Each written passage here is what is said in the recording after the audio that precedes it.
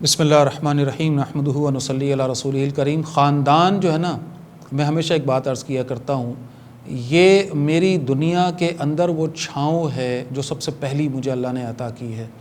ماں اور باپ کے بعد اور اپنے بہن بھائیوں کے بعد جو پہلا قلعہ ہے جس میں محفوظ ہوں وہ میرا خاندان۔ خاندان سے اس وقت میں مراد لے رہا ہوں، ظاہر ہے میرے والدین کے جو بہن بھائی اور ان کی اولادیں، وہ پورا جو ایک دائرہ بنتا ہے، میرے دادا دادی نانا نانی کی نسبت سے جو ایک خاندان، ایک برادری۔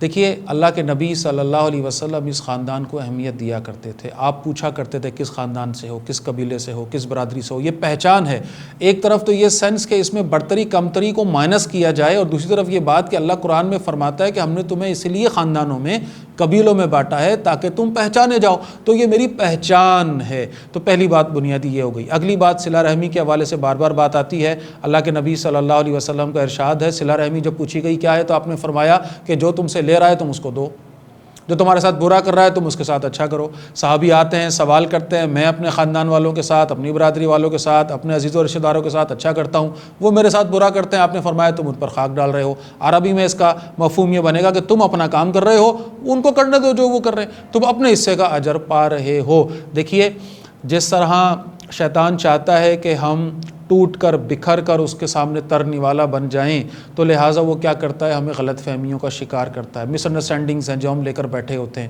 تو یہ آپس کی بات چیت ہم نہیں کرتے، آپس میں بیٹھتے نہیں۔ اس نتیجہ یہ ہوتا ہے کہ پھر بھرالی غلط فہمیاں بڑھتی چلی جاتی ہیں، اور وہ چھوٹے سا رائی ہوتا ہے اور وہ پہاڑ بن جاتا ہے۔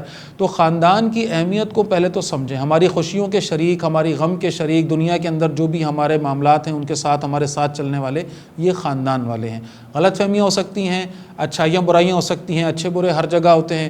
بنیادی بات سمجھیے، صلہ رحمی کیا ہے کہ جو برا ہے میں اس کے ساتھ اچھا کروں، جو اچھا ہے اور اس کے ساتھ میں اچھا کروں گا تو یہ تو اچھے کا بدلہ اچھا ہی، تو کوئی خاص بات نہ ہوئی۔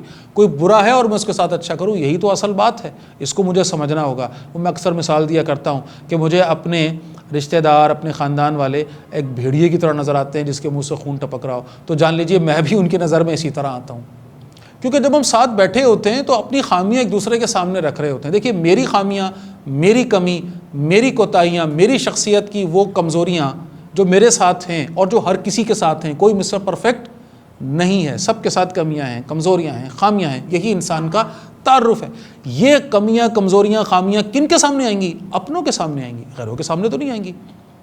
میں آپ سے اگر عرض کروں بڑے دل کی بات، میں اس وقت ایک ملبہ اپنے اوپر طاری کر کے بیٹھا ہوں، یہ باتیں کر رہا ہوں، یہ میں اصل میں نہیں ہوں جو میں اس وقت نظر آ رہا ہوں۔ کیوں؟